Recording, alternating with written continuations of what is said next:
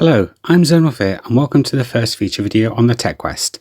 Today I'm going to be taking a look at an interesting processor for our very first review.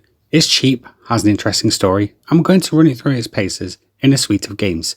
Today I'm going to be testing the Intel Pentium G3258.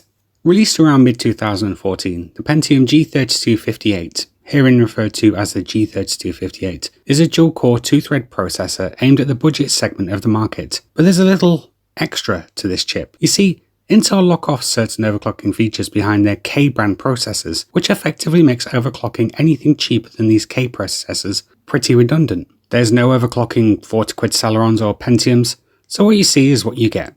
Generally speaking, there's also the fact that Intel's cheaper chipsets also can't really overclock, although there is at least the occasion where you might be able to do something. Generally speaking, cheaper processors, especially Intel ones, can't be overclocked.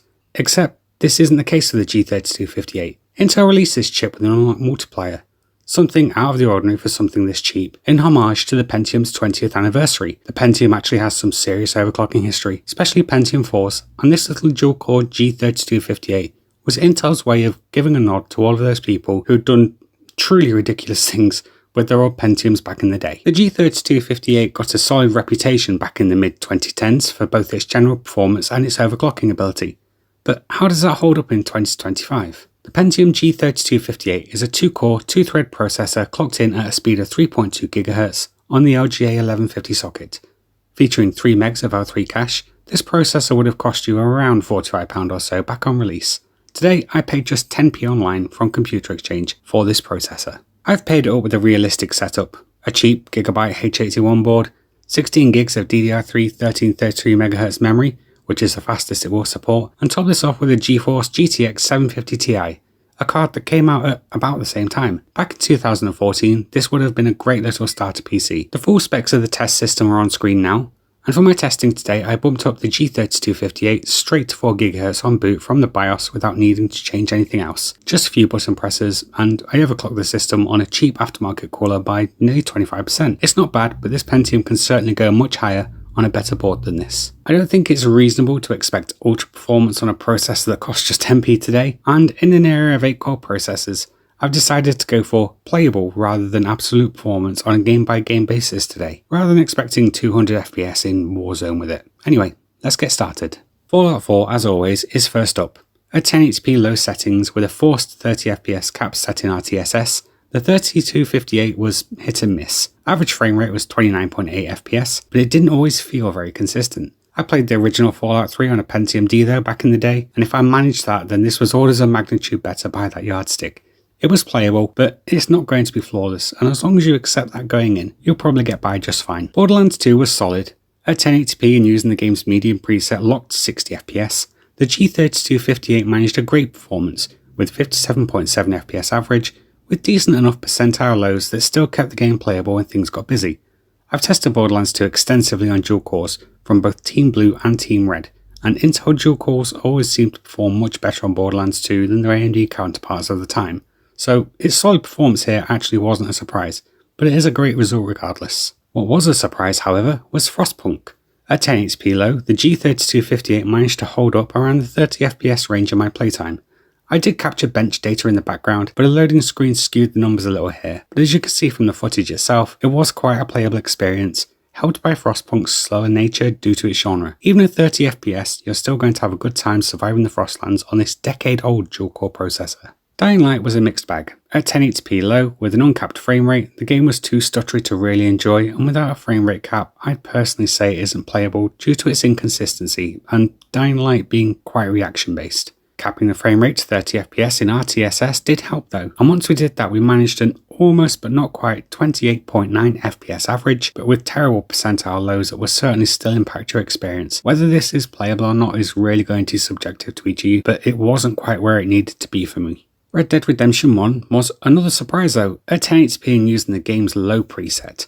Initially, a 60 FPS cap made the game fairly unplayable, as there was way too much stutter as you traversed the Wild West, but forcing a 30 FPS cap in RTSS on Red Dead Redemption was absolutely transformative, and the game didn't just become playable, but a solid, reliable experience that really did not deviate from that 30 FPS target at all. The average with the 30 FPS cap was 29.9, with fairly similar percentile figures, making this an excellent experience. It was incredible to see from a 10p processor when we targeted the right settings. Grand Theft Auto 5 Legacy wasn't as good though. At 1080p with all settings set to normal, GTA 5 was just too stuttery to actually enjoy, and was plagued by issues notorious on dual-core processors of this age.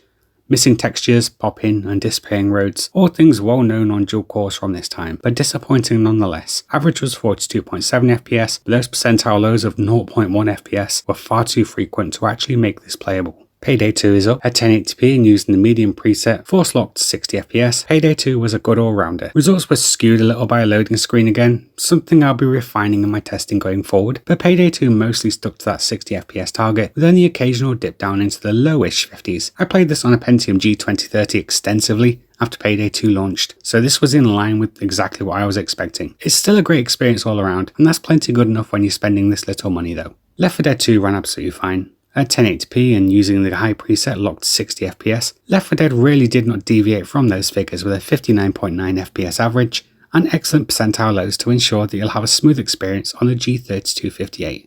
It ran great. Metro Last Light Redux was a decent overall experience. At 1080p and using the game's medium preset, the G3258 managed a 58.7 FPS average with fair percentile lows at 38 FPS and 8 FPS respectively. Looking at the footage in review, we're actually GPU bound here rather than held back by the G3258, so you could, at least in theory, add a better card in for higher graphical fidelity. Personally though, I wouldn't really go any higher than the 750 Ti I used in testing today, as generally we are CPU bound. Dirt 3 ran absolutely fine. At 1080p and using the game's high preset on the bench run, the G3258 delivered a 60 FPS experience, which means that you're going to have a great time all around.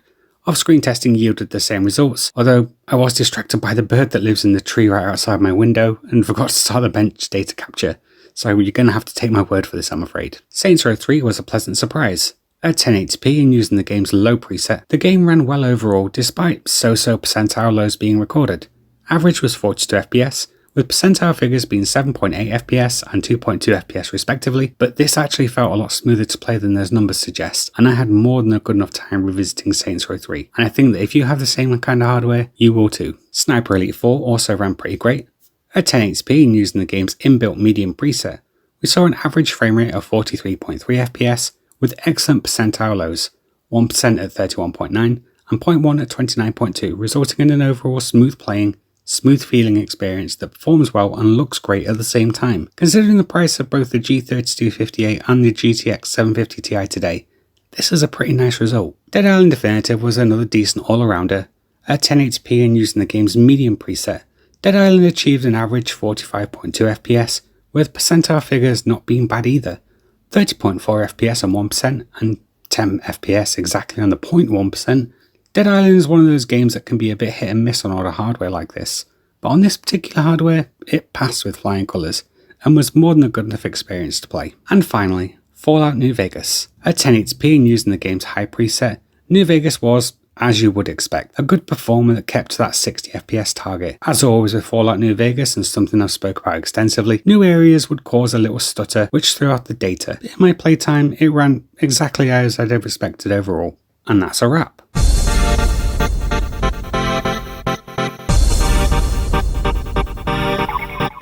So, the G3258 has managed to impress me. Now, don't get me wrong, anything even remotely modern will most certainly run poorly. This isn't a chip for the modern day. But suppose you'll come across a PC with one of these in, slap in a card similar to the 750 Ti, give the clocks a little bump upwards, and you've got yourself a PC that will play most of the Xbox 360 / early Xbox One era games absolutely fine. Especially if you go into it with realistic expectations. If you're looking to buy this thing today though, I would probably avoid it. With the Intel Core i5 4440 costing around £2 today, and for that money it will offer significantly more performance over the G3258 and even allow you to play some more modern titles. The G3258 is not a processor for the modern day. This has been a processor I've wanted to take a look at for some time, more as a personal project rather than anything that can seriously play modern games. And overall, I've actually been fairly impressed with its performance for just 10 pence. Outside of gaming, the system was nice and responsive to use, and it was more than able to keep up with all the day-to-day tasks that you would expect from a PC. It uses little power, costs absolutely nothing, and if you're playing older games, it'll do that at reasonable settings absolutely fine too. It's a fun little processor for its price. But naturally, in 2025, it's not a processor you should be looking at actually buying, and certainly not when i5s from the same socket cost pennies more. I'd be interested to hear from you though if you've used this back in the day, so please leave your G3258 stories below. I do enjoy reading your comments about your own PCs. And with all that said, I've been Zonalfear, this has been the Pentium G3258, and thank you very much for watching the Tech Quest. Until next time, bye bye.